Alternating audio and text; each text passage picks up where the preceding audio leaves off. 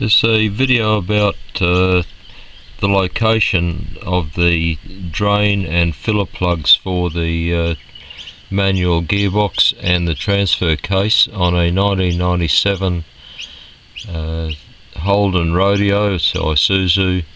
It's the same one, TFS55, a R7 series. And right, that there is the front right hand wheel, and so that gives you an idea. That's looking towards the front of the vehicle. Now there's the oil filter, the white one there right in the middle of the frame, and the sump is just at the front there, so that gives you an idea. Obviously looking towards the front of the vehicle. Now that is the side of the gearbox. You can see there, that's got the stamp on it that tells you the, sorry, I'm not quite sure if I'm actually filming, a bit cramped under here. Now right where I'm shining the torch there now, where you can see a little white, there it is there, right, a little white dot I've painted on there. That is the filler plug for the gearbox. Now that is the exhaust pipe, so that once again gives you an idea where to look. It is quite difficult to get to and to undo. This was very hard to undo. I had to get a friend of mine who's quite a lot stronger than I am, and he eventually undid it using a rope and a pulley system. We could not get it undone with the ring spanner, but the ring spanner will drop down to at least you can grip onto it. Now going back, that's the transfer case, and around the side here, that one there with the white mark on it, that is the drain plug for the gearbox. So that's actually quite easy to get to. It's not obstructed by anything. And now looking at the transfer case, up here is the filler plug, and at the bottom here is the drain plug. And so those three, the filler and the drain for the transfer case and the drain plug for the gearbox, are all easy to access. It's only the filler plug for the gearbox which is difficult. All of them are 24mm, and as I said, I just used the ring spanner.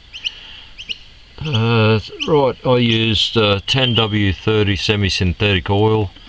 You can use other ones, so you know you can use, I think, 15W40 and all sorts, or you can use proper gear oil, 7590, I think, something like that. But the engine oil is obviously a lot cheaper, and it's one I had handy, and they say that it's quite acceptable to use that, and a tube of gear shift additive.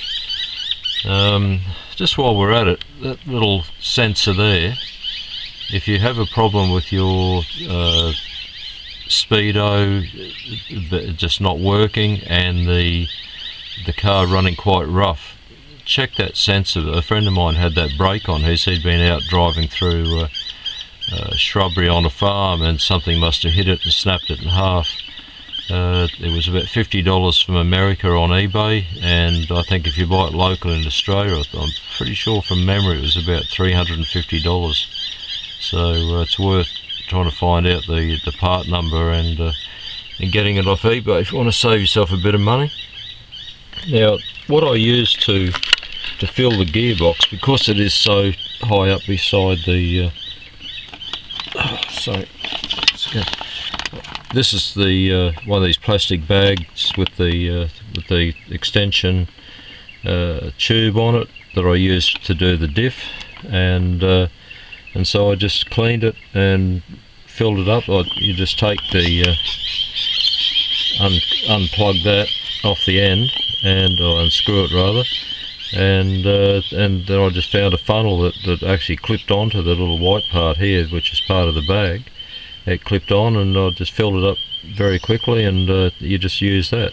What I would suggest if you do this is to put a zip tie or something around here, because one of the one when I've got 2 bags of it, so when I was using, the tube actually came off that and made a bit of a mess, but it was no great drama. But just whack a zip tie or something around that to secure it, because when you're squeezing it, a fair bit of pressure is going onto it.